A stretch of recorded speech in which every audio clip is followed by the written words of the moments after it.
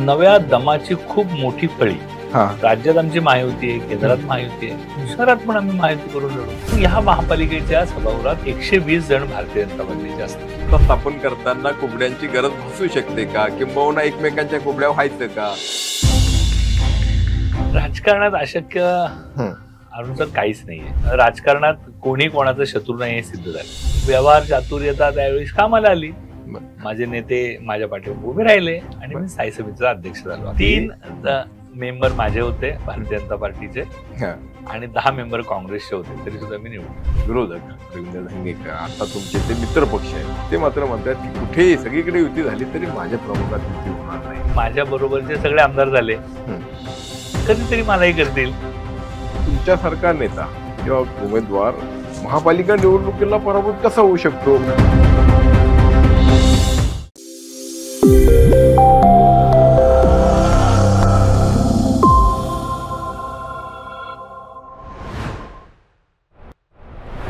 मी अरुण मेहत्रे आणि आजचे आपले स्पेशल गेस्ट आहेत गणेश बिडकर. नमस्कार. गणेश बिडकरांची स्पेशालिटी अर्थातच राजकारणाशी संबंधित आहे. गणेश बिडकर भारतीय जनता पक्षाचे पुणे शहरातील ज्येष्ठ म्हणण्यापेक्षा दिग्गज नेते आहेत. यावर्षी म्हणजे आता येऊ घातलेल्या महापालिका निवडणुकीमध्ये भारतीय जनता पक्षाचे निवडणूक प्रमुख म्हणून त्यांच्यावरती जबाबदारी आहे. आणि याच्या आधी त्यांनी नगरसेवक म्हणून, महापालिकेमध्ये सभागृह नेता म्हणून, स्टँडिंग कमिटी चेअरमन म्हणून अशा विविध पद्धतीच्या जबाबदाऱ्या पार पाडलेल्या आहेत. आणि एकूणच त्यांच्या अनुभवाचा लाभ निश्चितपणे पक्षाला होईल असं वाटत असल्या कारणाने कदाचित त्यांच्यावरती निवडणुकीची जबाबदारी पुन्हा एकदा टाकण्यात आलेली आहे. गणेशजी, आपलं स्वागत. आणि अर्थातच आपण आज बोलणार आहोत याच निवडणुकीच्या निमित्ताने. महापालिका निवडणुका येऊ घातल्यात. सध्या अर्थात नगर परिषद निवडणुकांची रणधुमाळी सुरू आहे. या पाठोपाठ पंचायत समिती आणि जिल्हा परिषदाच्या निवडणुका किंवा महापालिका म्हणजे आगीमागे अशा त्या होतील. पुण्याबद्दल खूप उत्सुकता आहे, म्हणजे केवळ पुणे शहरातच नाही तर संबंध महाराष्ट्रामध्ये की पुण्यामध्ये यावेळी काय होईल, कारण मधला गॅप पण गेला प्रशासकीय काळातला. काय साधारणपणे भारतीय जनता पक्षाची, मी तुम्हाला अगदी रणनीती विचारणार नाही, नाहीतर पेपर फुटल्यासारखं होईल कारण दुसरे तर, पण काय साधारणपणे यावर्षी, कारण पक्ष हा निश्चितपणे काहीतरी लक्ष ठरवत असतो, टार्गेट ठरवत असतो. गेल्या वेळेचे निकाल, गेल्या वेळेच्या निवडणुका याची त्याला पार्श्वभूमी असते. कशा पद्धतीची सगळी तयारी आहे, काय टार्गेट आहे? सर, आपण ही महापालिका जाणता अनेक वर्ष आणि भारतीय जनता पार्टीचा कठीण काळ पण आपण बघितला आणि आत्ताचा काळ पण आपण बघताय. म्हणजे आम्ही 35 नगरसेवक, 25 नगरसेवक आणि 100 नगरसेवक असा हा सगळा प्रवास असा उत्कंठावर म्हणजे एक. पण आत्ताची भारतीय जनता पार्टी खूप स्पिरिटेड आहे. नव्या दमाची खूप मोठी फळी ही भारतीय जनता पार्टीत आता कामात आहे, हे वास्तव आहे. नवीन मोठं झालेलं पुणं, हे पूर्वी जे पेठांचं पुणं होतं, जे मंडईतनं चालायचं, ते पुणं आता राहिलं नाही. पूर्वी मंडई विद्यापीठ आपण म्हणायचो आणि तिथनं पुण्याचं राजकारण चालायचं. त्याच्यानंतर ते कधी कुठल्या हाऊसवर गेलं आणि त्याच्यानंतर काळानुसार हे पुणं बदलत गेलं. आणि आता पुणं कुठं चालू होतं तर मांजरीला आणि संपतं कुठं तर सूसला. तर हे पुण्याचं खूप मोठं वर्जन आहे. आणि ह्या पुण्यात जो नवमतदार आहे त्या नवमतदाराचा खूप मोठा रोल आता ह्या निवडणुकीत राहणार आहे. आणि तो कोण आहे? तो शिक्षित आहे, तो आयटीतला कर्मचारी आहे, तो वेगवेगळ्या आयटी कंपनीत आलाय, तो नॉर्थ इंडियन आहे, तो साऊथ इंडियन आहे. आणि त्या सगळ्यांना मोदी भावतात. आणि हा जो फुरसुंगीपासून हिंजवडीपर्यंतचा एक बेड तयार झालाय त्या नवीन गावांचा, तर इथं आपण म्हणू शकतो की हा प्रचंड मोठं शहरीकरण इकडे झालंय आणि एक मोठा नवमतदार आहे. आणि तो नवमतदार हा पूर्णपणे भारतीय जनता पार्टीच्या पाठीशी आहे. त्यामुळे नव्या रणनीतीने नव्या दमाची फौज घेऊन भारतीय जनता पार्टी ही निवडणूक लढणार आहे. तर बोलताना तुम्ही म्हटलात की मोदी सगळ्यांना भावतात. ठीक आहे, म्हणजे राष्ट्रीय पातळीवरच्या निवडणुका असू द्यात, प्रदेश पातळीवरच्या किंवा राज्य पातळीवरच्या निवडणुका असू द्यात, स्थानिक पातळीवरती ज्याला आपण लोकल बॉडीज म्हणतो, महापालिकेमध्ये ठीक आहे, म्हणजे म्हणताना तुमचं असतं निश्चितपणे की डबल इंजिन, ट्रिपल इंजिन अशा पद्धतीने, ट्रिपल इंजिन म्हणजे तिसरं इंजिन हे महापालिकेचं आहे. पण इथे तुम्हाला मोदी हाच चेहरा तुमचा आधार आहे का? निश्चित नाही. इथं ह्या राज्याचे मुख्यमंत्री देवेंद्रजींचं खूप मोठं भरीव योगदान ह्या शहराला आहे. आता आपण गेली 20 वर्षाचं महापालिका जाणता. 20 वर्षात मेट्रो एलिव्हेटेड व्हावी का अंडरग्राऊंड व्हावी याच्यावर काँग्रेसचं एकमत होऊ शकलं नाही. याचा फटका या शहराला बसला. जी मेट्रो निम्म्या किमतीत होणार होती ती डबल किमतीला झाली. मेट्रो उशिरा झाली. चुकीची मेट्रो आणली, चुकीची BRT या शहरात आणली काँग्रेसने. अख्ख्या जगात कुठंच मिक्स BRT नावाचा प्रकार नाही पुण्याशिवाय. BRT म्हणजे काय, तर त्याला एक डेडिकेटेड कॉरिडॉर तुम्हाला द्यावा लागतो. आपण BRT आणली मिक्स, मग ती BRT आणि बसमध्ये फरक काय? पण काँग्रेसने ती आणली, चुकीची राबवली. त्या BRTचा रस्ता राष्ट्रवादीला डाव्या बाजूनी दरवाजा पाहिजे होता आणि काँग्रेसला उजव्या बाजूनी. त्याच्यावर त्या बसचं डिझाईन 2 वर्ष थांबलं. अशा ज्या चुका, बेसिक चुका इन्फ्रास्ट्रक्चर मधल्या काँग्रेसने केल्या, त्या ह्या शहराला भोगाव्या लागतात आज. आणि त्यात मागच्या निवडणुकीत जो काही ह्या जनादेश भारतीय जनता पार्टीला दिला, त्याला निश्चितपणे उतराई होण्याचं काम भारतीय जनता पार्टीच्या सर्व नेत्यांनी, आदरणीय देवेंद्रजींनी तर खूप भरीव योगदान या शहरात दिले. मग गिरीजी बापट असतील, आत्ता चंद्रकांत दादा असतील, मुरलीधर मोहोळ असतील, तुम्ही बघा किती क्षमतेने आणि किती तत्परतेने आम्ही हे सगळी कामं लिहिलंय, काम चालू आहेत. म्हणजे एअरपोर्टचा काम विषय मार्गी लागतोय, मेट्रो धडाधड मान्य होत आहेत, मेट्रो रन होत आहेत, मेट्रोची प्रवासी संख्या दुपटीहून तिपटीहून जास्त रायडरशिप मिळायला लागली आहे. तर हा फरक या शहराला जाणवतोय आता.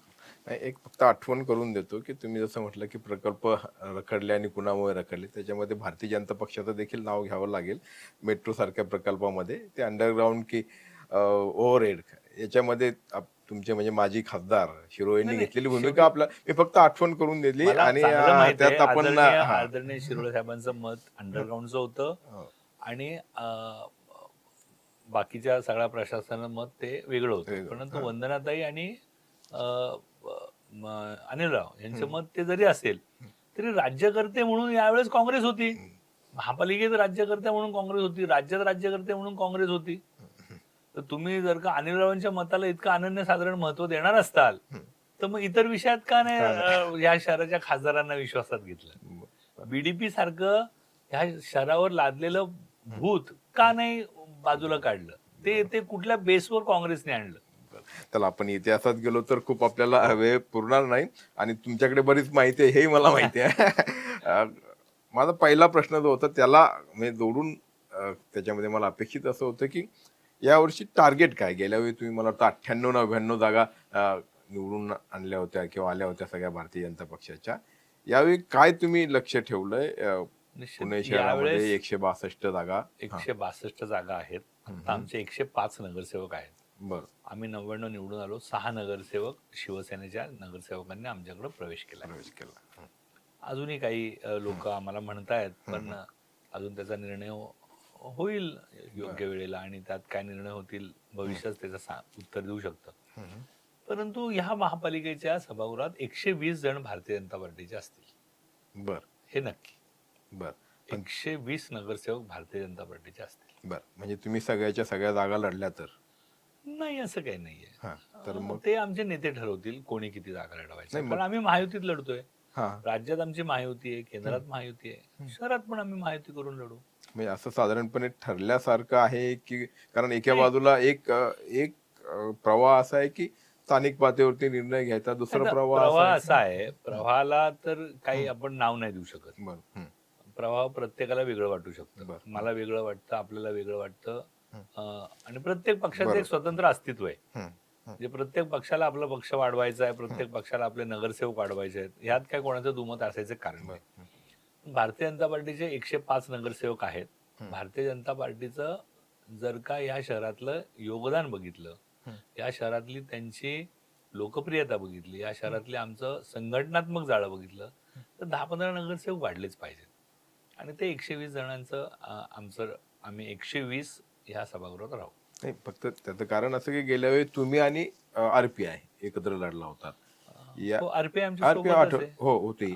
पण यावेळी तुम्हाला या सत्तेमध्ये हे तुमचे आता जे राज्य पातळीवरचे मित्रपक्ष आहेत त्यांना सहभागी करून घ्यायचं आहे की या सत्तेचा वाटा निश्चितपणे विभागला जाणार आहे. 100% आम्ही, म्हणून तर मी तुम्हाला म्हणलो की आमची मानसिकताच आहे महायुतीत लढायची. आम्ही महायुतीत आहोतच.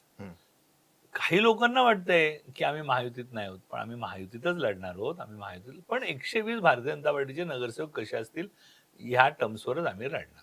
म्हणजे जागा वाटपाचा निश्चितपणे, कारण 120 लढाई म्हणजे तुम्हाला जिंकून आणायचे म्हटल्यानंतर किमान 140 काय असं तर म्हणजे 120 लढायच्या, 140 लढायच्या, 20 त्यांनी लढायच्या का 40 लढायच्या, हा माझ्या दृष्टीने, मी निवडणूक प्रमुख म्हणून माझा जो अधिकार आहे, मला जो वाटतो, माझ्या पक्षवाढीचा जो मला जबाबदारी या पक्षाने दिली आहे, त्यात 120 नगरसेवक ह्या सभागृहात भारतीय जनता पार्टीचे असावेत अशी माझी ठाम भूमिका आहे. त्या भूमिकेला माझ्या नेत्यांनी जर का सांगितलं त्याप्रमाणे पुढे जाऊ, नाही सांगितलं त्याप्रमाणे पुढे जाऊ.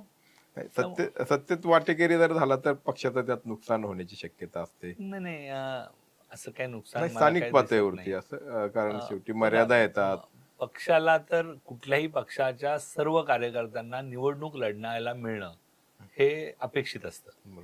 जो कार्यकर्ता पक्षाचा झेंडा लावत असतो, जो कार्यकर्ता पक्षाचं काम करत असतो, त्याला निवडणूक लढायची असते आणि ती लढायला मिळावी अशी माझी ठाम भूमिका आहे.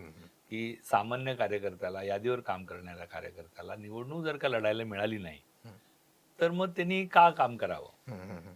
तर राजकारण हा काय तसा पार्ट नाहीये की आपण काही करावं आणि सोडून द्यावं. तर राजकारणात प्रत्येकाला निवडणूक लढायची हौस असते, तो निवडणूक लढवण्यासाठी तत्पर असतो, त्याला संधी मिळली पाहिजे. परंतु याचा निर्णय आमचे सगळे वरिष्ठ नेते घेतील. एकत्र लढणे किंवा एकत्र येणे ही बाब तुमच्यासाठी नवीन नाही, आणि विशेष करून मला आठवतं म्हणजे पुणे पॅटर्नचा जन्म, आणि मला वाटतं त्याचे पहिले लाभार्थी तुम्ही, कारण नाही लाभार्थी या अर्थाने की तुम्हाला ती संधी म्हणा आपण, कारण त्या स्टँडिंग कमिटीची पुण्यामध्ये जी निवडणूक झाली होती स्थायी समितीची, आणि त्याचे अध्यक्ष तुम्ही बनला होता. राष्ट्रवादी काँग्रेस आणि शिवसेनेने तुम्हाला साथ दिली होती. नाही, तो राष्ट्रवादी काँग्रेस आणि मनसेनी साथ दिली होती. शिवसेना तटस्थ राहिली होती. आणि खर तर ती एक काँग्रेस आणि राष्ट्रवादी काँग्रेसमध्ये पडलेली दरी होती. आणि ती दरी ओळखण्यात मला यश आलं की ही दरी मोठी होणार आहे. आणि राजकीय व्यवहार चातुर्यता त्यावेळी कामाला आली. माझे नेते माझ्या पाठीवर उभे राहिले आणि मी स्थायी समितीचा अध्यक्ष झालो. आदरणीय चंद्रकांत दादा असतील, सुधीर भाऊ असतील, विनोदजी असतील, आणि बट नॅचरली अजितदादा पवार यांनी मला साथ दिली आणि मी या शहराचा स्थायी समिती अध्यक्ष होऊ शकतो. प्राध्यापक विकास मटकरी मला वाटतं त्यावेळी अध्यक्ष होते. मटकरी सर अध्यक्ष, श्रीकांत भारतीय संघटन मंत्री आणि मी, असं ते गणित होतं. आणि विनोदजी त्यावेळेस राज्याचे सरचिटणीस होते, सुधीर भाऊ राज्याचे अध्यक्ष होते आणि गडकरी राष्ट्रीय अध्यक्ष होते. चंद्रकांत दादा माझे पालक होते.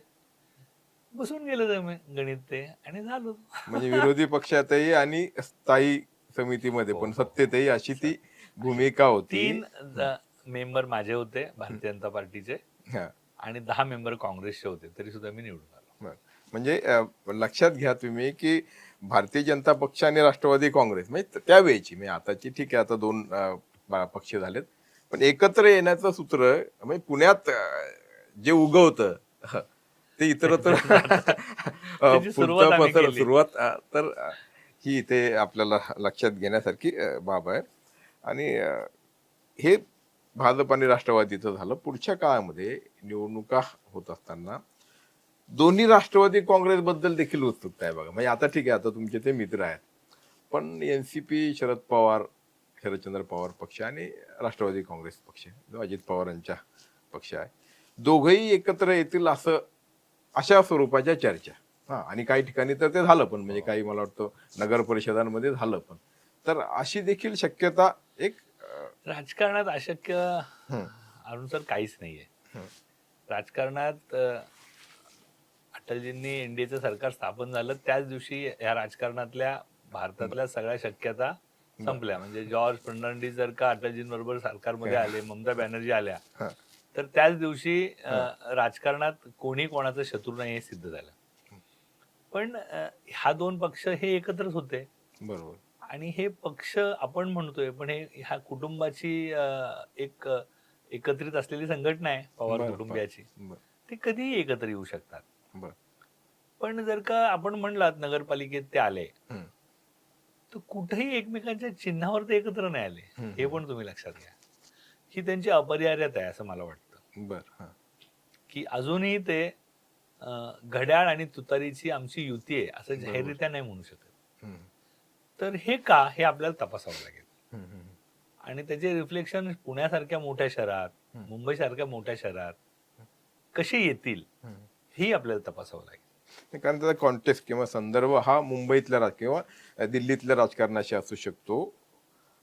तिथल्या काय गरजा आहेत, राजकीय काय साधारणपणे सूत्र होतात त्याच्यावरती. पण जर स्थानिक पातळीवरती निश्चितपणे ठीक आहे, एकमेकांच्या चिन्हावरती लढले नाही तरी देखील युती म्हणून लढू शकतात. कारण जर समजा आता म्हणजे अजित पवारांसारखा माणूस जो आहे की सत्ता त्यांच्यासाठी काय असते हे त्यांनी त्यांच्या अलीकडच्या काळातल्या सगळ्या हालचालींवरनं किंवा त्याच्यावरनं दाखवून दिलेलं मला आहे. निश्चित तुमच्या म्हणण्यात तथ्य आहे, मी ते नाकारतही नाही. परंतु मग त्यांनी बारामती सारख्या शहरात का नाही युती केली? हं. मग त्यांनी दौंड सारख्या शहरात का नाही युती केली? हं, हं, हं, म्हणजे ज्या बारामतीच्या डोक्यावर दौंड आहे म्हणजे भौगोलिक, हं. खाली बारामती आहे, त्याच्या खाली इंदापूर आहे, ह्या सगळ्या ठिकाणी का तुतारीवर, अख्ख्या जिल्ह्यात तुतारीवर एकही जागा का नाही लढली? अख्ख्या जिल्ह्यात मी म्हणतोय, पुणे जिल्ह्यात ज्यात प्रचंड मोठी ताकद शरद पवार साहेबांची आहे, त्या संपूर्ण जिल्ह्यात बॅलेट पेपरवर तुतारी नाही अशी स्थिती काय यावी? हे माझ्यासारख्या सामान्य कार्यकर्त्याला पडलेला प्रश्न आहे की असं का व्हावं. कारण असं होऊ नये. फार मोठी पुण्याई आहे, मोठी संघटना आहे, तरी असं का होतंय? मग जर का तुम्ही तालुका पातळीवर पण करू नाही शकले तर मग पुण्यासारख्या आयडेंटिकल शहरात होणार का तुमची युती? तुम्ही करू शकणार का? काय अपरिहार्यता आहेत ह्या सगळ्यात तपासाव्या लागतील. केंद्रातले नेते अमित शहा म्हणतात की आपल्याला भविष्यामध्ये कुणाच्या कुबड्यांची आवश्यकता पडू नये. नाही, अ, मी महापालिकेवर बोलू शकतो. आदरणीय नाही नाही, अमित मग भाई, महापालिकेमध्ये सत्ता स्थापन करताना कुबड्यांची गरज भासू शकते का, किंबहुना एकमेकांच्या कुबड्या व्हायचं का? हा एक सरळ सामान्य माणसाला सामान्य पडलेला माणसाचा साधा प्रश्न आहे तुमचा आणि त्याचं साधं उत्तर असं आहे, ह्या पुण्यात भारतीय जनता पार्टीचा एक व्यापक जनाधार तयार झालाय. हं, आपण अनिलराव शिरोळेंची लोकसभा बघा. म्हणजे त्यावेळेस असं वाटत होतं की विश्वजित कदम म्हणजे राजकुमार लढतोय बर आणि अनिलराव शिरोळे म्हणजे तसा सध्या आणि सज्जन मनुष्य. 3.5 लाखांनी निवडून आले. त्याच्यानंतर आमचे 8 आमदार निवडून आले. त्यानंतर गिरीजी बापट 3.5 पावणे 4 लाखांनी मतांनी निवडून आले. त्यानंतर आमचे 6 आमदार आले, परंतु आमच्या मतांची टक्केवारी कमी नाही झाली. 100 नगरसेवक आले, आमची मतं तेवढीच राहिली. आता आमच्या 8 म्हणजे इथं 7 आमदार निवडून आले, तरी सुद्धा महायुतीचं जे मतांची टक्केवारी आहे ती कमी नाही झाली. आपण जर का बघितलं तर चेतन तुपे हे महायुतीचे उमेदवार आहेत, निवडून आले हडपसरमध्ये 6 आणि 7. 8वा जो कॅन्डिडेट आमचा म्हणजे तुतारीचा निवडून आले बापू भंडारे, तर त्यांचे मतांचा विजयाचा अंतर खूप मोठं नाहीये. तर हे जे सिम्पटम्स आहेत हे एका निवडणुकीचे नाही आहेत ना. तुम्ही सलग जर का 5-5, 6-6 निवडणुका तुमचे मतांची टक्केवारी 50% प्लस असेल, याचा अर्थ तुमचा एक व्यापक जनाधार या शहरात तयार झालाय. तो व्यापक जनाधार कसा झालाय? तर तो व्यापक जनाधार कार्यकर्त्यांची प्रचंड मोठी उतरंड आहे. आमची हजारीबाग यंत्रणा असेल, आमच्याकडं संघटनात्मक बांधणी असेल, आदरणीय देवेंद्रजींसारखा चेहरा असेल, आदरणीय आमचे पालक चंद्रकांत दादा असतील, आता मुरली मोळांसारखा ए, तरुण चेहरा केंद्रात आम्ही मंत्री केलं आमच्या पार्टीने त्यांना. तर आता अण्णा रोज काम करतोय, चंद्रकांत दादा, धीरज गाटे अध्यक्ष. मला म्हणजे आमची जर तुम्ही रेजिम बघितली जी 20, 22, 25 वर्षापूर्वी आली. शिरोळे आमदार 2 टर्म झाले, हेमंत झाला, सुनीलराव कांबळे झाले, योगेश टिळेकरला पुन्हा आमदारकीची संधी मिळाली. ही सगळी रेजिम ही नव्या दमाची आहे आणि ही रोज काम करते आणि ही एका आयडिओलॉजीने बांधलेली आहे. पुण्यामध्ये महापालिका लढत असताना महायुती म्हणून लढावं अशी भावना किंवा मानसिकता असल्याचं तुम्ही म्हणताय. तुमचा स्वतःचा प्रभाग जो जिथे तुमचेच एकेकाळचे राजकीय विरोधक रवींद्र धंगेकर आता तुमचे ते मित्र पक्ष आहेत, ते मात्र म्हणतात की कुठेही सगळीकडे युती झाली तरी माझ्या प्रभागात युती होणार नाही, असं मी म्हणजे माझ्या ऐकण्यात आलेलं आहे. त्यांचं मत काय आहे ह्याच्याशी मी त्यांच्या मतावर बोलू शकत नाही. ते महान नेते आहेत. पण त्यांचे जे त्या पक्षाचे जे सर्व आहेत आदरणीय एकनाथजी आणि देवेंद्रजी ठरवतील ते मान्य असेल मला. मी माझ्या नेत्यांच्या पुढं आणि माझ्या संघटनेच्या पुढं नतमस्तक असतो. त्यामुळं प्रत्येकाचा एक वेगळा अजेंडा आणि वेगळा स्वभाव आहे आणि भारतीय जनता पार्टीच्या कार्यकर्त्याचा वेगळा स्वभाव आहे. मी भारतीय जनता पार्टीचा कार्यकर्ता आहे, त्यामुळे सरळ सोट काम आहे. तुम्ही ठीक आहे, अगदी दिलखुलास बोलतात. त्याच वेळी तुमचे जे म्हणजे काय मित्र किंवा राजकीय विरोधक धंगेकरांना महान नेते पण म्हणताय, अस्सल पेठे भाषे तुमची आहे. पण खरोखर तुमचं आणि धंगेकरांचं किंवा राजकीय अपरिहार्यता म्हणून का होईना तुमचं असं एकत्रित येणं हे शक्य अशक्य संभव असंभव याच्या पलीकडे काय म्हणजे अगदी जनमानसाच्या मनातला प्रश्न. कारण शेवटी कसं असतं नाही कधी खर तर मी अनेक निवडणुका लढवल्या. मी माझी पहिली निवडणूक शहराचा एकदम चांगला नेता आहे अरविंद शिंदे त्यांच्या विरुद्ध लढवली, निवडून आलो. परंतु माझ्यात कधी कटुता आली नाही. मी मोहनसिंग राजपाल महापौर आणि मी स्थायी समिती अध्यक्ष अशी शहरातली एकदम चुरशीची लढत झाली आणि मोहनसिंग राजपालांचा पराभव झाला. पण मी एकही घोषणा न देता त्यांच्या चरणाला स्पर्श केला आणि म्हणलं बाबूजी इलेक्शन झाली, चला मी घरी सोडतो तुम्हाला. या कल्चर मधले आम्ही लोक. त्यामुळं राजकारण थोडा वेळ आणि समाजकारण जास्त वेळ असा आमचा हा आहे. काही लोकांचा स्वभावाला औषध नसतं आणि त्याच्यावर मी न बोललेलं योग्य. तुमच्याकडे एवढं सगळं कौशल्य आहे, व्यवस्थापन कौशल्य, निवडणूक व्यवस्थापन असतात किंवा एकूण ही सगळी रचना उभी करण्याचं, मला केवळ उत्सुकतेपती म्हणजे जुन्या काही जखमा मला उगायच्या नाही, पण उत्सुकतेपती की तुमच्यासारखा नेता किंवा उमेदवार महापालिका निवडणुकीला पराभूत कसा होऊ शकतो. म्हणजे ठीक आहे की लोकप्रियता असते, एका बाजूला विरोधक असतात, त्याचेही काही प्लस मायनस असतात, पण मी तुमच्या कौशल्याबद्दल तुमच्या गुणवैशिष्ट्यांबद्दल बोलतोय. जय पराजय हा राजकारणात कोणाला चुकला नाही. आदरणीय अटलजी पण निवडणूक हरले होते, आदरणीय इंदिराजी निवडणूक हरल्या होत्या, डॉक्टर बाबासाहेब आंबेडकर निवडणूक हरले होते, म्हणून ते काही छोटे नाही झाले. पण निवडणुकीतल्या जय आणि पराजयावर जर का तुम्ही त्या व्यक्तीची उंची आणि त्याची क्षमता तपासू लागले तर ते योग्य होणार नाही, त्याला न्याय देता नाही. तुमच्या क्षमतावरती प्रश्न नाहीच आहे. त्या निवडणुकीतलं मी नवीन पूर्ण हे शहर मोठं झालेलं होतं. या निवडणुकीची जबाबदारी आता जशी माझ्यावर आहे तशी तेव्हा पण निवडणूक प्रमुख म्हणून मीच होतो, शहरभर फिरत होतो. काही उणीवा राहिल्या असतील नागरिकांमध्ये जाण्यात, लोकांना जास्त वेळ दिला, संघटनेला जास्त वेळ दिला आणि वेगवेगळ्या जबाबदाऱ्यात अडकलो होतो. आणि माझा भाग हा काय भारतीय जनता पार्टीला अनुकूल असा कधी नव्हताच. कारण माझ्या पूर्व भागात मी निवडून आलो त्याच्या अगोदर भारतीय जनता पार्टीला पडलेली मतं ही कायम नगण्य असायची. किंवा डिपॉझिट राहणं हे सुद्धा आमच्याकडे त्यावेळेस गौरवाचं मानलं जायचं. तो प्रभाग तसा भागातनं मी निवडून येतोय. माझे वडील आधी तिथं निवडून आले, तर माझी ही 5वी टर्म आहे. तर सतत सातत्याने एका भागात 50 वर्ष टिकणे हे काय सोपं काम नाहीये. कधीतरी चढ उतार येतो, परंतु त्यातूनही माझ्या पक्षाने मला त्या सभागृहाचा नेता केलं. त्या सभागृहाचा नेता केलं म्हणजे हे माझ्यासाठी माझ्या पक्षाने माझ्यावर केलेले उपकार आहेत. माझ्या क्षमतेपेक्षा जास्त दिलंय, हे कसं विसरून चालेल?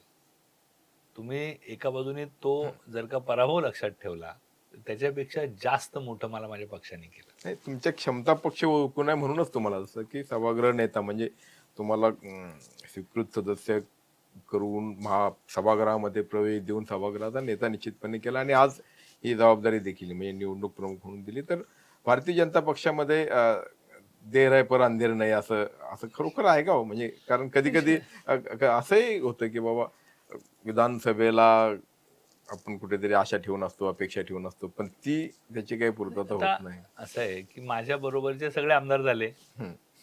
कधीतरी मलाही करतील अपेक्षा आहे. आणि निश्चितपणे आदरणीय देवेंद्र असतील, दादा असतील, आमची जी हे योग्य प्लेसमेंट आली की त्याला तिथे ते प्लेस करतात, असा माझा अनुभव आहे.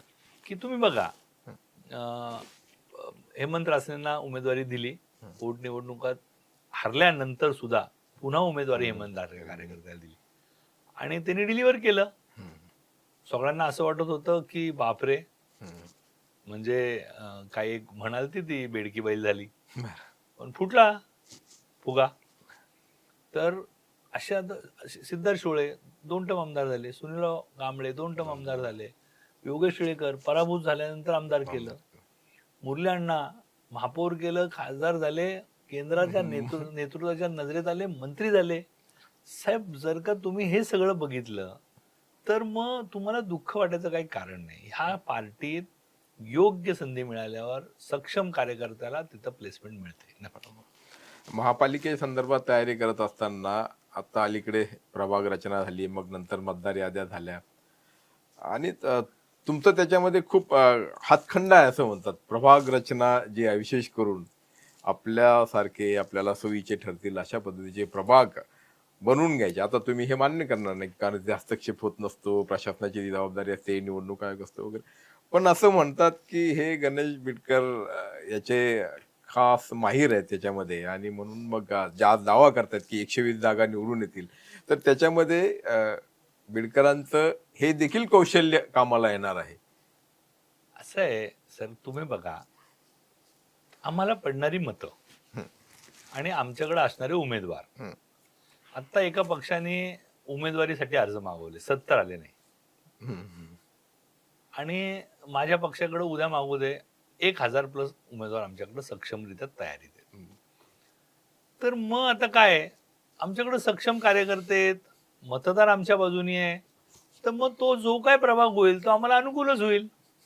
ज्याला प्रतिकूल होईल तो म्हणाला माझ्यासारखा नाही झाला, चंद्रावरनं तर आणला नाही भाग, मंगळावरनं तर आणला नाही भाग, सोमवार पिठेला मंगळवार पिठच लावली आहे, कोथरूडला कोथरूडच लावलंय, कोथरूडला एरोडा नाही लावलं. म्हणजे प्रशासनाने जे केलंय ते नैसर्गिक नाले हद्दी धरून केले, परंतु विरोधकांची स्थिती दयनीय आहे.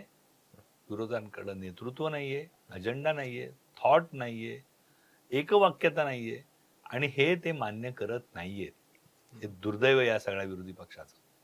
आणि त्यामुळं आपल्या पराभवाचं खापर आत्तापासूनच कोणावर फोडायचं, तर सगळ्यात सॉफ्ट टार्गेट बिडकर. जे कोणाला जमत नाही ते बिडकरांना जमतं असं म्हणतात ते. मतदार देखील पळवले अशा पद्धतीचे आरोप आहेत. आता तर त्यात मला वाटतं काय 9000 हरकती आल्यात. आजच्याच पेपरमध्ये बातमी आहे की मतदार यादी फोडण्याचं काम हा खालचा सगळ्यात मुकादम दर्जाचा अधिकारी करत असतो, SI मुकादम. आणि तो कधी दुखावलेला असतो, कधी सुखावलेला असतो, आणि त्याला तेवढी अक्कली लागते की ती मतदार यादी ह्या रोडनी फोडायची. एखादा वाडा तिकडे गेला, एखादा वाडा इकडे गेला, तर 79,000 जर का 10% झाला तर तो 8,000 मतं असतात. ती रेक्टिफाय करायचं काम त्या सक्षम कार्यकर्त्याचं आहे.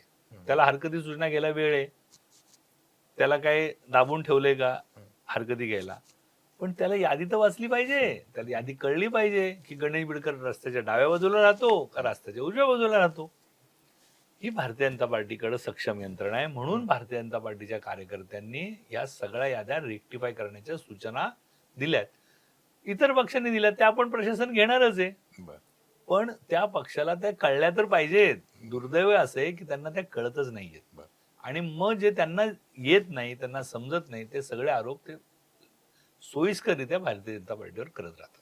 म्हणजे भाजपचा याच्याशी काही या हस्तक्षेपाशी किंवा या आरोपाशी काही संबंध नाही. निवडणूक आयोगाची मतदार यादी प्रसिद्ध झाली, प्रारूप ती प्रारूप यादी प्रसिद्ध झाल्यानंतर एरिया वाईज फोडण्यात येते. विधानसभेची यादी जेव्हा असते तेव्हा ती एकत्र असते. एका रस्त्याने 2 भाग झालेत. ते 2 भाग व्यवस्थितरित्या फुटली का नाही हे बघायचं काम त्या कार्यकर्त्याचं आहे.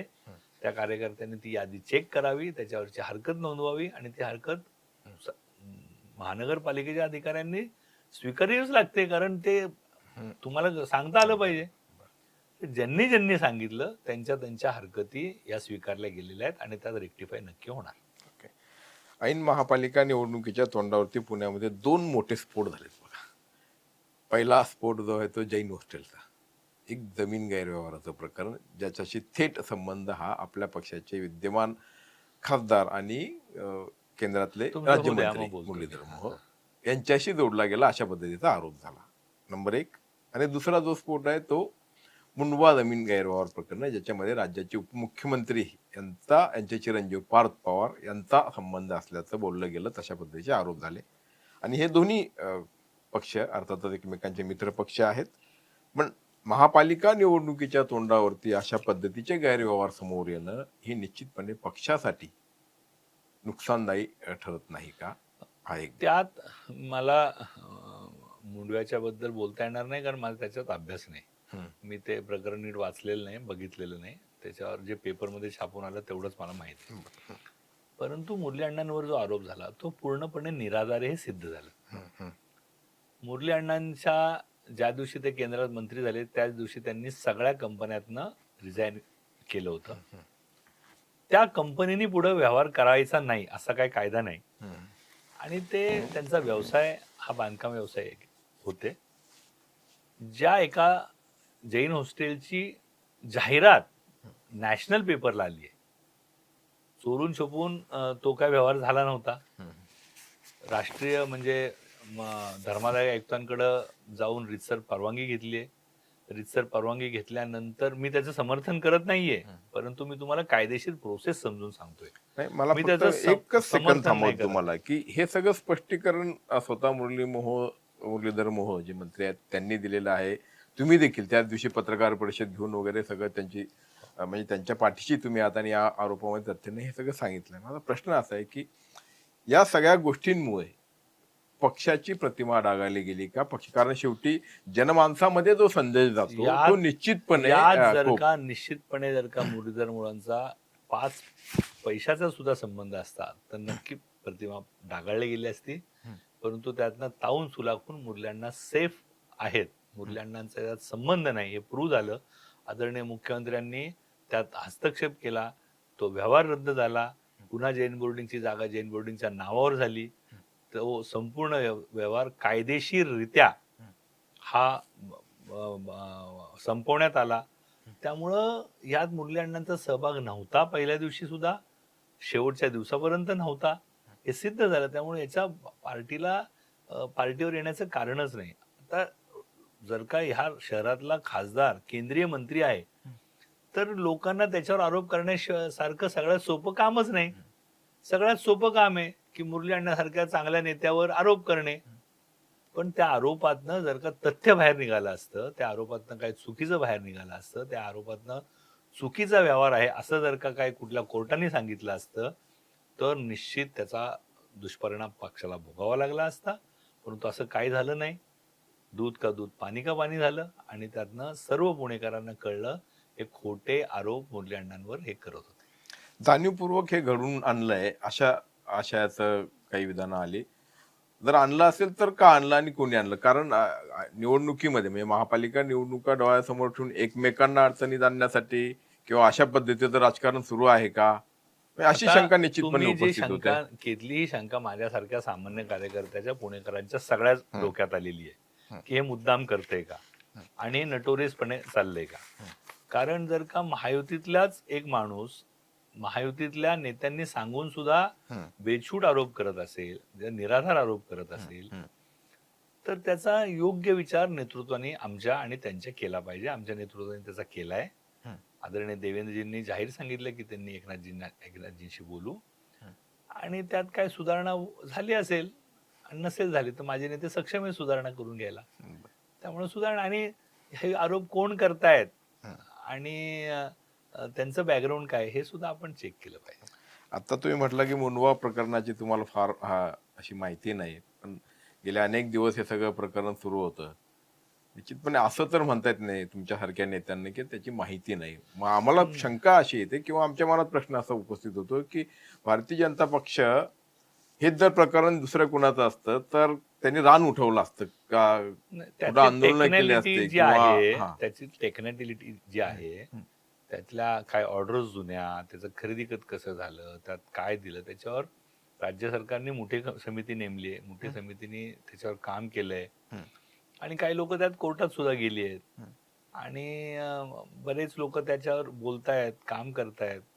त्यामुळं सामान्य लोकांना एवढा क्लिष्ट विषय हा कळत नाही. नाही, पण आक्रमक भूमिका घेण्यामध्ये तुम्ही कुठेतरी मागे राहिलात. मागे नाही, असं निश्चित साधारणपणे सौम्य तुमचं, कारण कदाचित सौम्य मित्रपक्ष नाही नाही, असं हा काही नाही. आदरणीय मुख्यमंत्र्यांनी जर का त्याच्यावर कठोर भूमिका घेतली, मुख्यमंत्र्यांनी त्याची चौकशी समिती नेमली, महसूल मंत्र्यांनी त्याच्यावर भाष्य केलं, महसूल मंत्र्यांनी जर का त्याच्यावर सांगितलं याच्यावर कठोर कारवाई होईल, यात माफी मिळणार नाही, चूक दोषी असतील त्यांच्यावर कारवाई होईल आणि लगेच तो रद्द झाला, त्याच्यावर कारवाई लागली, त्याच्यावर प्रचंड मोठा दंड मी जो वाचलाय तो लावण्यात आलेला आहे. तर हे सगळं जर का झालंय त्या इतक्या वरिष्ठ स्तरावर, तर आमच्यासारख्या तिसऱ्या फळीतल्या कार्यकर्त्यांनी काय करणं अपेक्षित? जर का मुख्यमंत्र्यांनी भूमिका घेतल्यानंतर बीडकरांनी काय वेगळी भूमिका घ्यायची? तर त्यामुळं निश्चितपणे नेतृत्वाने त्याची गंभीर दखल घेतलेली आहे आणि त्याच्यावर बावनकुळे साहेब बोललेत, देवेंद्रजी बोललेत. त्यामुळे त्याच्यावर आता आम्ही वेगळं भाष्य त्यांच्यानंतर काय करावं असं माझ्यासारख्या कार्यकर्त्याला आहे. त्यामुळे योग्य दिशेने ते सगळं चाललेलं आहे. त्यात जो काही गैरवाव असेल तर त्याच्यावर कोणालाही सुट्टी मिळणार नाही.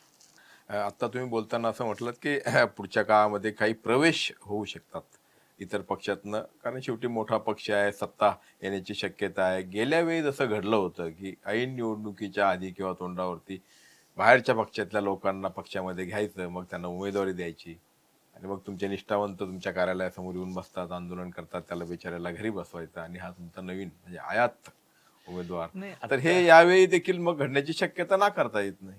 अनुभव असं आहे की राजकारणात राजकीय प्रवेश आणि अ, कार्यकर्ता नाराज होणं, कारण तिकीट 160च आहेत, बरोबर. कार्यकर्ते 1200 आहेत, 1000 आहेत. हं, हं, हं, तर निश्चितपणे 750-700 कार्यकर्ते नाराज होणार आहेत. हं, हं, हं. तर हे लोकसभेपासून आता ग्रामपंचायतीपर्यंत अपेक्षितच असतं. सगळ्या कार्यकर्त्यांना न्याय देऊ शकत नाही पक्ष. नाही, मूळ भाजपवाल्यांचा प्रश्नच नाही. म्हणजे मुळात काय की गणेश हो, बिडकर आहेत, ते वास्तव सक्षमता. आहेत वगैरे आणि किंवा कार्यकर्ते आहेत. पण गणेश बिडकरांना डावलून जर आणखी कोणीतरी तिसरा तिथे अरुण मेहत्रेंना उमेदवारी मी दुसऱ्या पक्षातनं आलोय अशी अशी अशी काय स्थिती आता कुठं नाहीये भारतीय नाही. जनता हा. पार्टीत. असं काय होणार नाही. हं, जिथं भारतीय जनता पार्टीला वाटेल हं, हं, की एखादा सक्षम कार्यकर्ता आहे हं, हं, आणि तो घ्यायचा आहे हं. आणि त्या सक्षम कार्यकर्त्याला वाटत असेल की मला मूळ प्रवाहात यायचं, या देशाच्या चांगल्या पार्टीत यायचंय, त्याच्या निश्चितपणे योग्य विचार आमच्या पक्षात होणार आहे. म्हणजे राजकीय विचारसरणी किंवा निष्ठावंत यापेक्षाही निवडून येण्याची क्षमता, ज्याला आपण नाही नाही नाही, इलेक्टोरल असं मेरिट असं आपण असं म्हणतो. असं आपण अ, म्हणताय. माझं हं, मत असं आहे की सक्षम कार्यकर्त्याला जर का ह्या देशाच्या मूळ प्रवाहात यायचं असेल तर त्याला का रोखावं? हं, बरं. एखादा सक्षम कार्यकर्ता आहे, तो लोकांची चांगलं काम करतोय, त्याच्या क्षमता चांगल्या आहेत आणि त्याला तो कुठल्या वेगळ्या प्रवाहात आहे आणि त्याला जर का या देशाचा मूळ मुख्य प्रवाह, आता भारतीय जनता पार्टी आहे निश्चितपणे, त्याला जर का यायचं असेल त्याच्या स्वेच्छेने आणि इथं जर का स्थिती असेल त्याला सोबत घेऊन पुढे जाण्याची, तर निश्चितपणे आमचे नेते त्याच्यावर विचार करतात. गेल्या महापालिका निवडणुकीमध्ये संजय काकडे त्यांचा एक रोल महत्वाचा राहिला होता. मग या बाहेरच्या लोकांना म्हणजे इतर पक्षातल्या लोकांना आपल्या पक्षामध्ये घेऊन त्यांना उमेदवारी देऊन निवडून आणणे वगैरे. त्यांनी दावे पण केले होते की त्यांचे एवढे नगरसेवक निवडून आले वगैरे. सध्या त्यांचं काय चाललंय हो? म्हणजे पक्षपात म्हणजे नाही कधीतरी ते फक्त पोस्टरवर म्हणजे मला फार दिसत नाहीत. म्हणजे काय ते ते आमचे माननीय नेते आहेत, हो. माझे खासदार आहेत हं. आणि पक्षाच्या पूर्ण रोलमध्ये ते असतात, बैठकांना असतात आणि त्यांचा विचार पक्षात घेतला जातो. बरं. कारण मध्ये ते मला हे आठवतं की कधीतरी असंही बोलले होते की भारतीय जनता पक्ष हा यूज अँड थ्रो अशा पद्धतीनं मला कल्पना नाही. मला नाही कल्पना. नाही. बरं, मी तुम्हाला ते कात्रण पाठवेल. पण पाठवा, पण मला नाही कल्पना. गणेशरावांचं हास्य पण सूचक आहे. नाही खरं चंद्रकांत दादा पाटलांचं किती म्हणजे आता मला वाटतं अलीकडच्या काळामध्ये मुरलीधर मोहोळ चेहरा शहराचे बनलेत. तर दादा चंद्रकांत आमचे पाटला पालकच साहेब. हो हो फक्त दादा हा पालक दादा हा दादा म्हणजे हा. देवदुर्लभ माणूस आहे. दादानी माझ्यासारखे अनेक असंख्य कार्यकर्ते उभे केलेत. त्यामुळं मी माझ्यासारखे म्हणजे दादाबद्दल म्हणजे दादांचं कॉन्ट्रीब्युशन या संघटनेतलं हे फार मोठं आहे. त्यामुळं अण्णा असेल आणि आमच्या अख्ख्या पिढीतले सगळे कार्यकर्ते दादांचे कार्यकर्ते आहेत. त्यामुळं अशी तुलना आणि अशी कल्पना करणंच चुकीचं आहे. त्यामुळं दादांपुढे आम्ही सगळेच लहान आहोत. दादांच्या ह्या पार्टीतल्या कॉन्ट्रीब्युशन बद्दल कोणाच्या मनात शंका असायचं कारण नाही. नाही निश्चितपणे त्यांचं आणि तर त्यागही म्हणजे कारण दादा- विद्यमान पालकमंत्री असताना त्यांना इथून कुठेतरी सोलापूर किंवा विदर्भात पाठवलं आणि मग अजित पवारांना पालकमंत्री इथे बनवलं तर दादांचं हे एक वाक्य तुम्ही कायम लक्षात ठेवा. ते सांगतात की मी एक कोरं पाकिट आहे, माझ्यावर पक्ष जो ऍड्रेस लिहिल त्या ऍड्रेसवर मी जाऊन पडतो. त्यामुळं असे देवदुर्लभ माणसं या संघटनेत आहेत. हीच संघटनेची ताकद आहे. आणि मला दिलेली खोली फक्त मी स्वच्छ करणार, मला हो. सांगितलेलं काम करणार हे दुसरे वाक्य ते मला दादा म्हणजे दादा हा आमचं कार्य म्हणजे आता दादासारखी पिढी तयार होणं हे खूप अवघड आहे. आणि दादानी खूप मोठी लोक ह्या देशात म्हणतोय मी, शहरात नाही, तयार केली आहेत, घडवली आहेत. आणि त्यामुळं दादांची तुलना आमची कोणाशीच होऊ शकत नाही. आणि दादा या शहराचे आमच्या सगळ्यांचे पालक आहेत, आमच्या सगळ्यांचे नेते आहेत. त्यामुळं दादांच्या नेतृत्वाखाली ही मार्गदर्शनाखाली ही निवडणूक आम्ही लढणार. नाही माझा तुलना करण्याचा हेतू निश्चितच नव्हता, फक्त की एक चेहरा म्हणून जसं असतं की चेहरा शेवटी तर असं आता असतं ना. नव्या दमाची फौज भारतीय जनता पार्टीत आहेत. मुरल्यांना केंद्रात मंत्री केलंय, ताकदवान मंत्री आहे, प्रचंड ऊर्जा आहे, ताकद आहे, कमिटमेंट आहे, काम करण्याच्या क्षमता आहेत. या सगळ्या क्षमता तो समोर येणारच, त्या लपणार नाही तेच. पण याचा अर्थ तुम्ही जर का आमच्या नेत्यांची त्यांची तुलना करू लागले तर ती चुकीची ठरेल. त्यामुळे मुरली अण्णा आहे आणि दादा आहेत. त्यामुळं ह्या असल्या ज्या बावड्या आहेत यांना या पक्षात स्थान नाही. महापालिकेमध्ये भारतीय जनता पक्षाची सत्ता असताना एक हाती किंवा ज्याला आपण म्हणजे गेल्या वेळी तर त्याला कुठलं राक्षसी बहुमत वगैरे असं बोललं जातं, चुकीचं आहे अर्थात. मलाही ते आवडत नाही की बहुमत असताना त्याचा अवमान करू नये. पण मग या सत्तेच्या आधारावरती गैर प्रकार घडवणं किंवा काय गैरव्यवहारांना प्रोत्साहन देणं, मग त्यातून भ्रष्टाचाराची प्रकरणं, मग किंवा कुठेतरी काय TDR कुठं पर्वतीचं प्रकरण असेल किंवा आणखी काय एखाद्या प्रकल्पाचा बजेट जे आहे ते काय दुपटीवरती जाणं, तर हे सगळे जे प्रकार आहेत ते भाजप काळामध्ये इतकंच नाही तर अगदी कोविड काळामध्ये म्हणजे कोविड काळातले पण काय औषध खरेदीपासून तर आणखी काय आपले सेंटर तुम्ही उभारले जर काय का खरोखर सगळ्या बातम्यांची कात्रणं काढली तर महापालिकेवर आरोप झालेले नाहीये ते. हे राज्य सरकार त्यावेळेसच्या जम्बो कोविड वर आरोप झाले. आणि जम्बो कोविड हे त्यावेळेसच्या मुख्यमंत्री म्हणजे त्या सरकारने महाविकास आघाडीने केलेलं होतं. महापालिकेने जे कोविड काळात काम केलं, मुलांना महापौर होते, मी सभागृहात होते, अतुलनीय होतं. आम्ही या लोकांना धैर्य देण्याचं काम केलं, रस्त्यावर उतरून काम केलं. आमच्यावर एक साधा आरोप कोण नाही करू शकलं. आपण बघा या शहरातले सगळे मोठे प्रोजेक्ट, आता हे शहर ज्या म्हणजे जायका सारखा एक मोठा प्रकल्प आहे ज्यात 1000 कोटी रुपयाचं अनुदान शहराला मिळालं. गंगेनंतर एवढे पैसे मिळालेले ही पहिली नदी आहे. मुळा मुठा म्हणजे जर का राष्ट्रीय स्तरावर गेलं तर मुळा मुठा नावाची नदी आहे हे सुद्धा कोणाला माहित नाही. तिला 1000 कोटी रुपयाचं अनुदान 10 वर्षापूर्वी मिळालं. आता नवीन जेवढ्या अमृतच्या योजना आहेत त्या प्रत्येक योजनेत पुण्याला अकोमोडेट होतं. मेट्रोच्या नवीन लाईन्स मान्य होतात, कॅबिनेटच्या मंजुरी होतात, मेट्रो लाईन मोठी होत चालली आहे. पहिल्यांदा 1500 बसेस आम्ही या शहराला CNGच्या दिल्या. आता पुन्हा 1000 बस. एका राज्याला सुद्धा 1000 बसेस मिळत नाहीत अरुणराव. ही एवढी मोठी अचिव्हमेंट देवेंद्रजींच्या नेतृत्वाखालच्या सरकारमध्ये ह्या पुण्यासाठी झाल्या आहेत. मग 24/7 सारखी योजना असेल, 64 टाक्या बांधून झाल्या आहेत, नवीन 90 टाक्या उभ्या राहणार आहेत. तुम्हाला माहिती आहे इंग्रजांनंतर पाण्याची साठवण टाकी एकही आपण बांधली नव्हती, फक्त एक बांधली मी स्थायी समितीचे चेअरमन असताना. तुम्ही पर्वती जल शुद्धीकरण केंद्र जाऊन बघा, लष्कर जल केंद्र जाऊन शुद्धीकरण जाऊन बघा, काय त्या स्थिती होती. आपण 50 वर्षात पाण्यावर आणि मैला पाण्यावर या शहरात कामच नाही झालं. ते सगळं काम ह्या आमच्या काळात भारतीय जनता पार्टीच्या नेतृत्वाच्या खाली हे सगळं आम्ही करतोय. तरी सुद्धा आमच्यावर एकही आरोप होऊ शकला नाही. आमच्यावर एकही कोणी बोट दाखवू शकलं नाही. आमच्या विरुद्ध कोण कोर्टात जाऊ शकलं नाही आणि कोर्टाने आमच्यावर कुठले ताशेर ओढले नाही. हे आमचं यश आहे साहेब. ह्या शहरात आम्ही सचोटीने काम केलं. या शहरात आम्ही डिलिव्हरिंग दिलं. या शहरात आम्ही उड्डाण पूल दिले. या शहराला आम्ही नदी सुधार सारखा प्रकल्प दिला, जो पूर्ण झाल्यानंतर मेट्रोपेक्षा जास्त ॲप्रिशिएट होणार आहे. हे शहराला गतिमान करतोय, या शहराला सौंदर्यवान करतोय.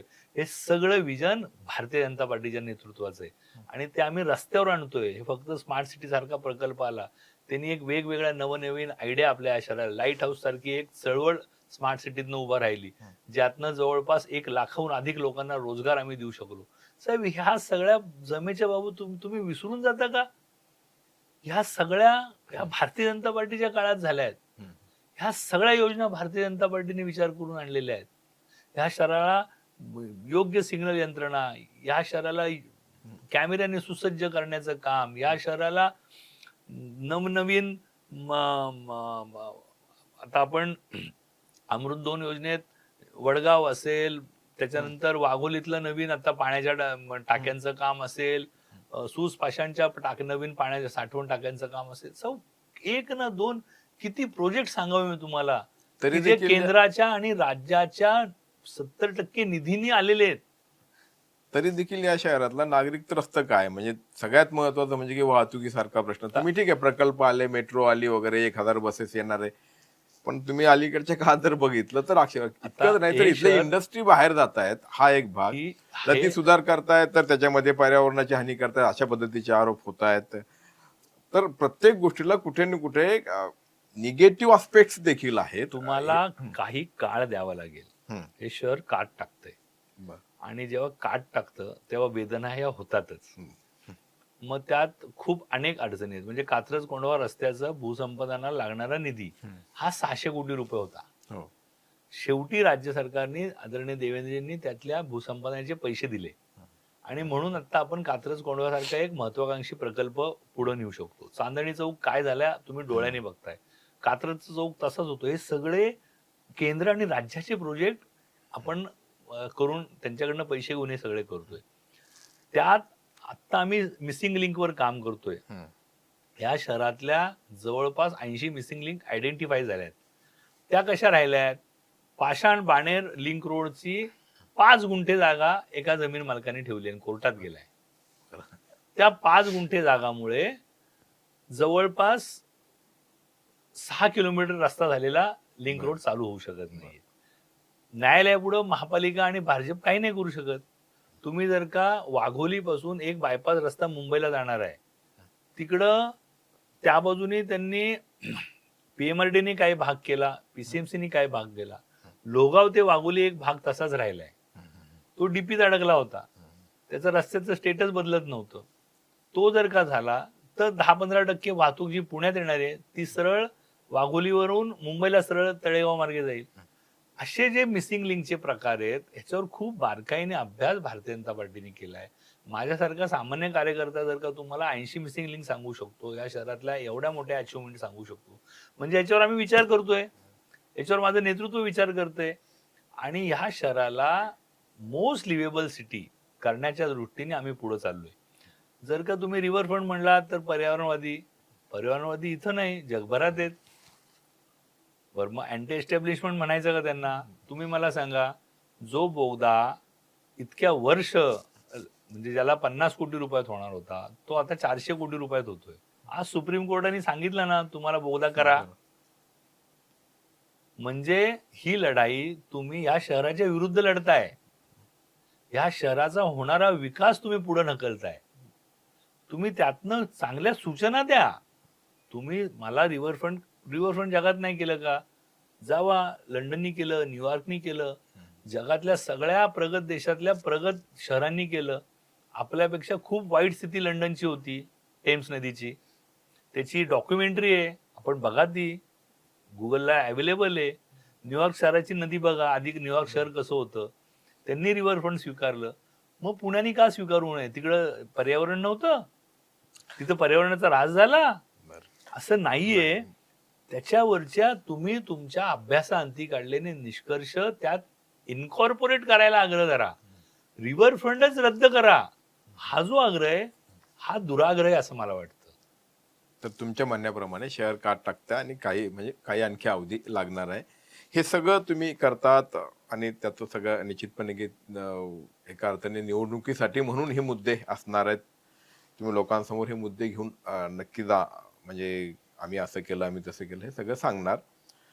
तरी देखील मला प्रश्न असा पडतोय की निवडणुकीमध्ये म्हणजे आता हा उत्सुकतेचा प्रश्न आहे, केवळ तुम्हीच नाही, कुठल्याही पक्षाच्या नेत्याला हा विचारला जाऊ शकतो. खूप खर्चिक झाली हो हल्ली निवडणूक. म्हणजे कारण आता मी बघतोय की पुण्यातनं रोज अशा बसेस लागलेल्या असतात. कुठं देव म्हणजे अजून तर खरं तर निवडणुकीचा कार्यक्रम म्हणजे तारखा जाहीर व्हायच्या आहे आणि पण त्याच्या आधी कुठं ट्रेन सुटतायत, आहेत उज्जैन हौशी महाकालला करायला. जात आहेत. आहेत हौशी लोक, तर हौशी आहेत, जाणारे पण हौशी आहेत, नेणारे पण हौशी आहेत. बरं. त्यांना शुभेच्छा आहेत. नाही पण हे सगळं असं एक पॅकेज आहे का, म्हणजे की नाही नाही, असं निवडणुकीमध्ये काही नाही. असं काही नाही. निवडून यायचं म्हटलं लोक तर सुज्ञ असतात. हा, जर का फक्त ट्रीप हा, आणि पैशाने निवडणूक हम्म, जिंकता आल्या असत्या हम्म, तर एकही सामान्य घरातला कार्यकर्ता निवडून आला नसता. माझ्यासारखा सामान्य घरातला कार्यकर्ता एका ठराविक भागातनं वडील आणि मी मिळून 50वं वर्ष आमचं मत मागायचं. तर 50 वर्ष जनतेने स्वीकारलं नसतं. पिढ्या बदलल्या तरी बिडकर आहेत का हो? आम्ही कधी महाकालला ट्रिप नाही नेली, आम्ही कधी कुठं ट्रिप नाही नेली. तर लोक सुज्ञ असतात. लोक लोकांच्या मदतीला धावतो, जो लोकांना अवेलेबल असतो, जो लोकांचं काम करतो, त्याला निश्चित लक्षात ठेवतात. लोक कोविड मधलं काम लक्षात ठेवतात. पण विसरलात, माणुसकीवर संकट आलेला काळ होता. माणुसकीवर संकट आलं होतं. लोक विसरले 70%. पण ज्यांनी लक्षात ठेवला कोविड, त्यांना लक्षात आहे की भारतीय जनता पार्टीचा कार्यकर्ता रस्त्यावर होता, भारतीय जनता पार्टीचा कार्यकर्ता काम करत होता. आणि त्यामुळं मला माझा काही हा अशा प्रचार पद्धतीवर विश्वास नाही. माझा विश्वास हा सातत्याने काम करण्यावर आहे, सातत्याने संपर्क ठेवण्यावर आहे. आणि त्यात जो सक्सेस होतो तोच राजकारणात सक्सेस होतो असं माझं ठाम मत आहे. पक्ष आणि निवडणूक प्रमुख म्हणून एक गोष्ट लक्षात आली की 120 तुमचं हे टार्गेट आहे. गणेश बिडकर म्हणून काय महत्वाकांक्षा आहे राजकारणात? तर प्रत्येकाला राजकारणात जो येतो त्याला काही ना काहीतरी महत्वाकांक्षा असतेच. कारण रोज जर का तुम्हाला सकाळी उठायचं आणि दिवसभर काम करायचं तर काहीतरी तर महत्वाकांक्षा असतील. तर राजकारणात नगरसेवक होतो, कधी वाटलं चेअरमन व्हावं, पक्षाने चेअरमन केलं. व्हावं गटनेता व्हावं, गटनेता केलं. मला स्वीकृत करून सभागृहात केलं.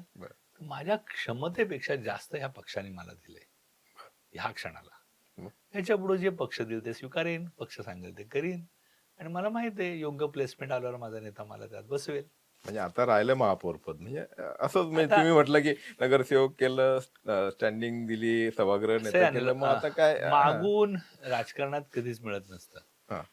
आणि राजकारणात जेव्हा मिळायला लागतं तेव्हा मागायची गरज पण नसते. आणि राजकारणात व्हॅक्युम, ती संधी तयार झाली पाहिजे आणि ती संधी तुम्हाला समजली पाहिजे. तर अजून मला ती संधी तयार नाही झालेली असं माझं मत आहे. माझे सगळे मित्र आमदार झाले, मंत्री झाले, माझे मित्र आहेत ते सगळे, आम्ही सोबत काम चालू केलं. मलाही करतील कधीतरी आमदार, काही प्रॉब्लेम नाही. नाहीतर किमान यावेळी महापौर निश्चित, असं असं साधारणपणे साधारण लोकांचं किंवा मत वाटतंय की बाबा आहे. आता बिडकर यावे, बहुतेक त्यांना महापौर व्हायचं आहे असं जरा असं आहे की जर का मी मला माझ्या पक्षाला जी काही जबाबदारी द्यायची असेल त्यांनी ठरवली असेल तर ती मला नक्की देतील. आणि मला ठाम विश्वास आहे की मला योग्य प्लेसमेंट माझा नेता, माझी पार्टी हे देणार आहे. आणि आतापर्यंत त्यांनी काही कमी केलेलं नाही, याच्या पुढेही कमी करणार नाही. पण तुम्हाला रोज काम करावं लागेल, तुम्हाला रोज ह्या पार्टीचा विचार पुढे न्यावा लागेल, तुम्हाला रोज ह्या पार्टीची संघटना पुढे न्यावी लागेल, संघटनेत जीव ओतावा लागेल, रोज सामान्य कार्यकर्त्याला मदत करावी लागेल. हे सगळं काम जो जो करेल त्या प्रत्येकाला या पक्षात संधी आहे. शेवटचा प्रश्न म्हणजे खरं तर हा उत्सुकतेपोटीच आहे. आपण हा बोलतो आहोत. माझं सारखं सारखं लक्ष तुमच्या बोटांकडे जातंय आणि त्याच्यामधले त्या अंगठीमधला खडा वगैरे. हे काय तुम्ही मानता का हे सगळं? म्हणजे काय श्रद्धा मी त्याच्यावरती योग्य हा अयोग्य माझ्या- म्हणत नाहीये, पण हा प्रश्नही माझ्या ह्याच्यात नव्हता. म्हणजे तुमची महत्वाकांक्षा इथवरच थांबणार होतो, पण मी असं म्हटलं की सारखं सारखं हा लक्ष माझ्या जातंय. वडिलांच्या हातातला पुष्कराज आहे. बर. वडिलांनंतर तुम्ही घातलाय बर आणि त्यामुळे त्याच्यावर एक माझी श्रद्धा आहे. बर तो वडिलांच्या माझ्या हातात होता आणि वडिलांनंतर माझ्या हातात आहे. त्यामुळं तो माझा भाग आहे. मला असं वाटतं माझे वडील माझ्यासोबत आहेत. धन्यवाद बिडकरजी, आपण आमच्या स्टुडिओमध्ये आलात आणि जसं तुम्ही म्हटलं की तुमच्या पक्षात तुमचं निवडणूक प्रमुख म्हणून काही लक्ष आहे. निश्चितपणे कुठली निवडणुकी साधी सरळ सोपी नसते. घोडा मैदान समोर आहे. आमच्याकडून तुम्हाला शुभेच्छा. नागरिक बघूयात जनता मतदार तुम्हाला कुठवर पोहोचवतो आणि तुम्हाला देखील व्यक्तिगत तुमची जी काही इच्छा किंवा महत्वाकांक्षा आहे ती देखील पूर्ण होईल अशी अपेक्षा तुम्ही बाळगून असाल. बघूयात पुन्हा तुमची कशा पद्धतीनं कुठल्या पदावर तुम्ही गेल्यानंतर मुलाखत घेण्याची संधी येतील. तुर्तास आता पण इथे थांबूयात.